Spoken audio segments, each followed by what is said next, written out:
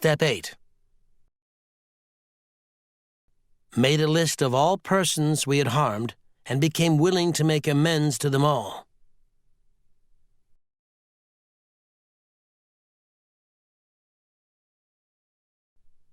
Steps 8 and 9 are concerned with personal relations.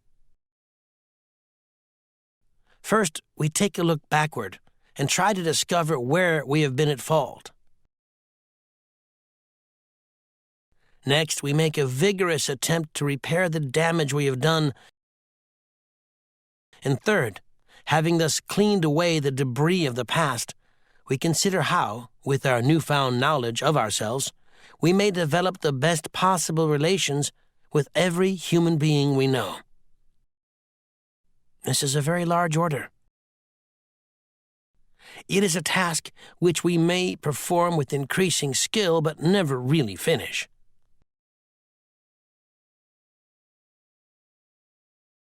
Learning how to live in the greatest peace, partnership, and brotherhood with all men and women of whatever description is a moving and fascinating adventure. Every AA has found that he can make little headway in this new adventure of living until he first backtracks and really makes an accurate and unsparing survey of the human wreckage he has left in his wake.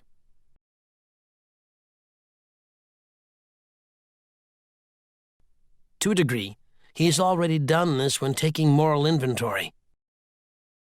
But now the time has come when he ought to redouble his efforts to see how many people he has hurt, and in what ways.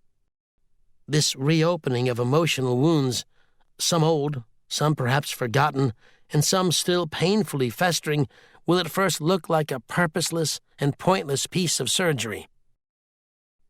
But if a willing start is made, then the great advantages of doing this will so quickly reveal themselves that the pain will be lessened as one obstacle after another melts away.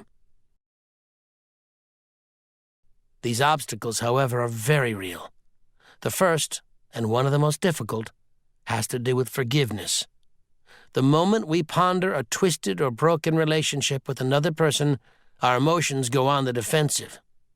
To escape looking at the wrongs we have done another, we resentfully focus on the wrong he has done us.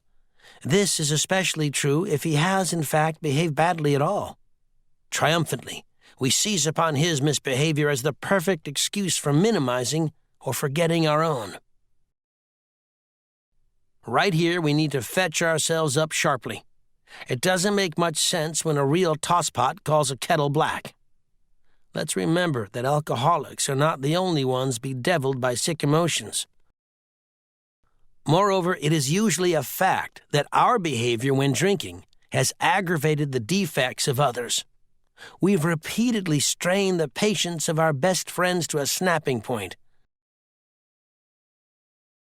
and have brought out the very worst in those who didn't think much of us to begin with.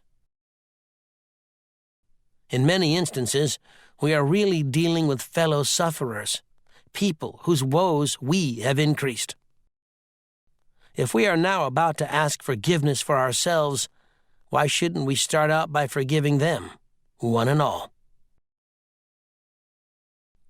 When listing the people we have harmed, most of us hit another solid obstacle. We got a pretty severe shock when we realized that we were preparing to make a face-to-face admission of our wretched conduct to those we had hurt. It had been embarrassing enough when in confidence we had admitted these things to God, to ourselves, and to another human being. But the prospect of actually visiting or even writing the people concerned now overwhelmed us, especially when we remembered in what poor favor we stood with most of them. There were cases, too, where we had damaged others who were still happily unaware of being hurt. Why, we cried, shouldn't bygones be bygones? Why do we have to think of these people at all? These were some of the ways in which fear conspired with pride to hinder our making a list of all the people we had harmed. Some of us, though, tripped over a very different snag. we clung to the claim that when drinking we never hurt anybody but ourselves.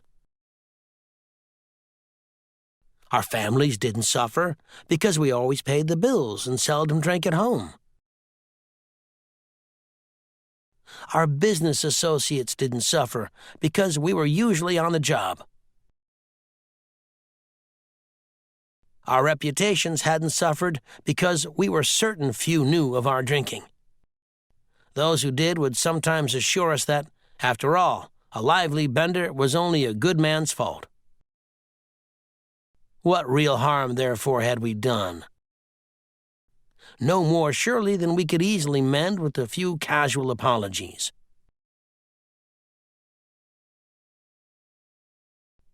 This attitude, of course, is the end result of purposeful forgetting. It is an attitude which can only be changed by a deep and honest search of our motives and actions.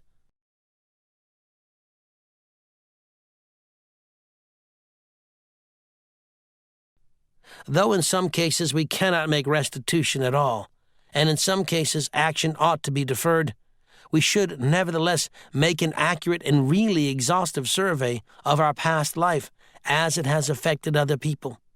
In many instances, we shall find that though the harm done others has not been great, the emotional harm we have done ourselves has. Very deep, sometimes quite forgotten, damaging emotional conflicts persist below the level of consciousness. At the time of these occurrences, they may actually have given our emotions violent twists which have since discolored our personalities and altered our lives for the worse. While the purpose of making restitution to others is paramount, it is equally necessary that we extricate from an examination of our personal relations every bit of information about ourselves and our fundamental difficulties that we can. Since defective relations with other human beings have nearly always been the immediate cause of our woes, including our alcoholism, no field of investigation could yield more satisfying and valuable rewards than this one. Calm, thoughtful reflection upon personal relations can deepen our insight. We can go far beyond those things which were superficially wrong with us to see those flaws which were basic, flaws which sometimes were responsible for the whole pattern of our lives. Thoroughness, we have found, will pay, and pay handsomely. We might next ask ourselves what we mean when we say that we have harmed other people. What kinds of harm do people do one another anyway? To define the word harm in a practical way, we might call it the result of instincts in collision, which cause physical, mental, emotional, or spiritual damage to people. If our tempers are consistently bad, we arouse anger in others. If we lie or cheat, we deprive others not only of their worldly goods, but of their emotional security and peace of mind. We really issue them an invitation to become contemptuous and vengeful. If our sex conduct is selfish, we may excite jealousy, misery, and a strong desire to retaliate in kind. Such gross misbehavior is not by any means a full catalog of the harms we do. Let us think of some of the subtler ones, which can sometimes be quite as damaging. Suppose that in our family lives we happen to be miserly, irresponsible, callous, or cold. Suppose that we are irritable, critical, impatient, and humorless. Suppose we lavish attention upon one member of the family and neglect the others.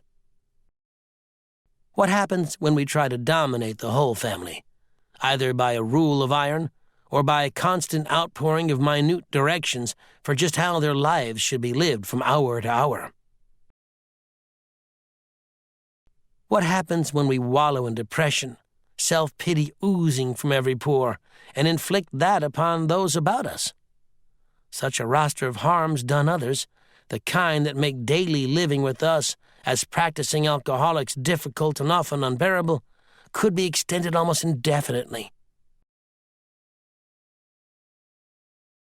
When we take such personality traits as these into shop, office, and the society of our fellows, they can do damage almost as extensive as that we have caused at home. Having carefully surveyed this whole area of human relations, and having decided exactly what personality traits in us injured and disturbed others, we can now commence to ransack memory for the people to whom we have given offense. To put a finger on the nearby and most deeply damaged ones shouldn't be hard to do. Then, as year by year we walk back through our lives as far as memory will reach, we shall be bound to construct a long list of people who have, to some extent or other, been affected. We should, of course, ponder and weigh each instance carefully. We shall want to hold ourselves to the course of admitting the things we have done, meanwhile forgiving the wrongs done us, real or fancied. We should avoid extreme judgments, both of ourselves and of others involved. We must not exaggerate our defects or theirs.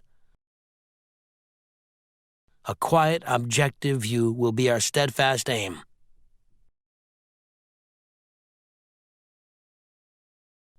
Whenever our pencil falters, we can fortify and cheer ourselves by remembering what AA experience in this step has meant to others. It is the beginning of the end of isolation from our fellows and from God.